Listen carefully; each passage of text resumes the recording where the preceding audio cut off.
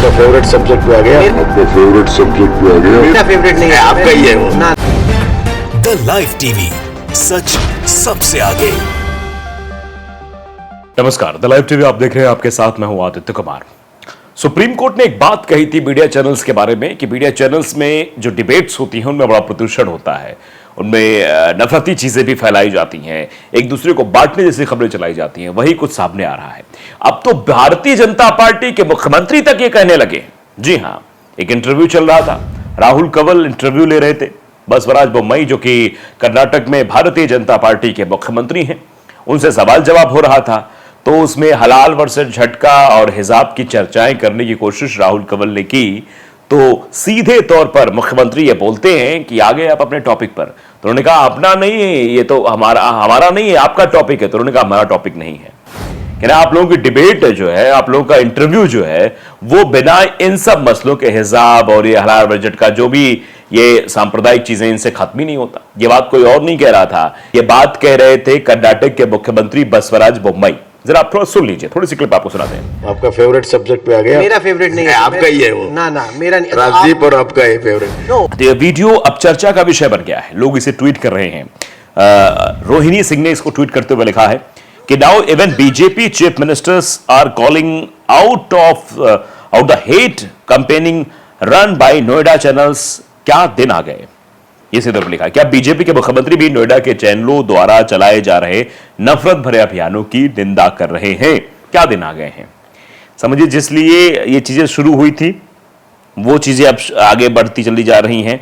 अब आप समझिए कि नफरत किस तरीके चैनल से फैलाई जाती है। अगर आप कुछ ऐसे एंकर्स हैं, कुछ ऐसे एंकर्स के प्रोग्राम्स हैं जिन प्रोग्राम्स को देखने के बाद ये लगता है कि वो सिर्फ और सिर्फ देश में नफरत फैलाने के लिए प्रोग्राम बना है, ऐसे ऐसे ग्राफिक्स निकलकर सामने आएंगे, ऐसी चीजें निकलकर सामने आएंगी, ये वो फलाना ढिमकाना ऐसा वैसा बनाने का माहौल कोशिश करेंगे जिससे देश में नफरत फैल सके। वो हमेशा इस काम में लगे रहते हैं, तत्परता से लगते हैं, तन्मयता से लगते हैं। और यहाँ राहुल कंवल भी शायद वही सब करने की कोशिश कर रहे थे।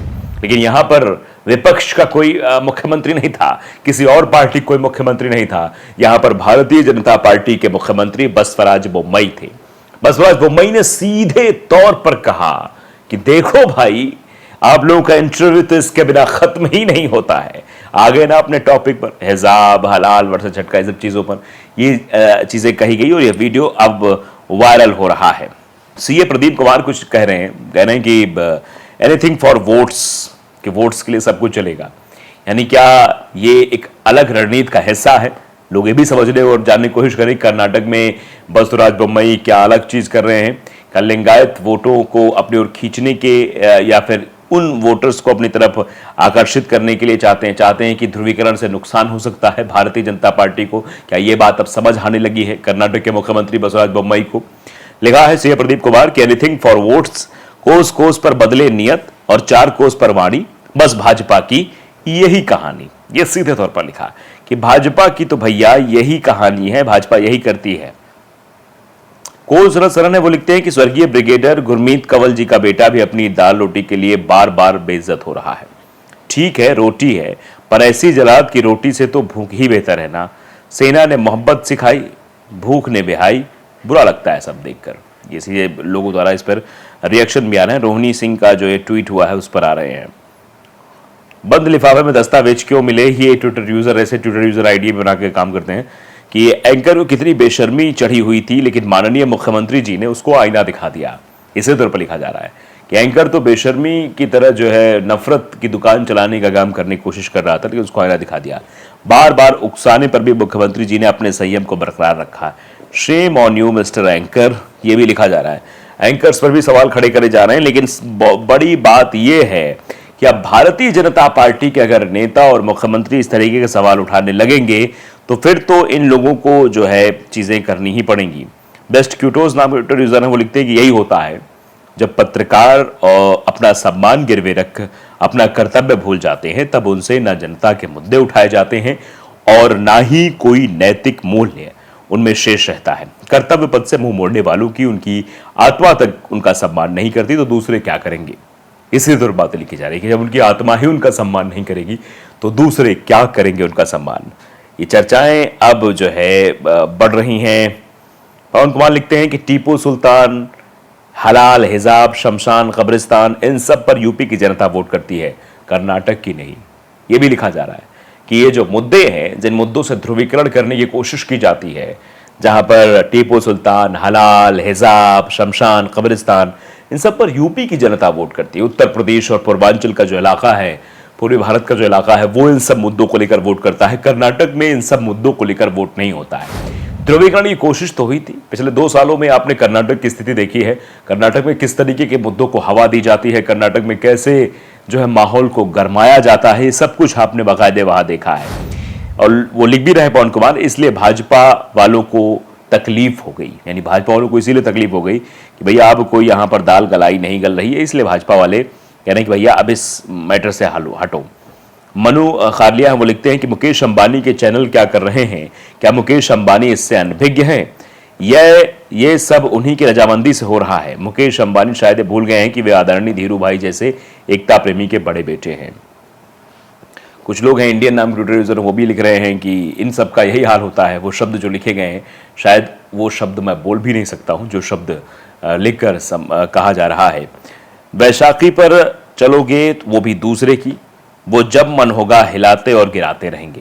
यानी दूसरे की बैसाखी पर आप चलोगे, दूसरे के सहारे आप चलोगे, तो वो जब चाहे आपको गिराता रहेगा, जब चाहे आपको उठाता रहेगा, इससे आपको परेशानी होती रहेगी। ये सब उन्हीं की रजामंदी से हो रहा है, ये सब वही कर रहे हैं, जो मन होगा करते रहेंगे।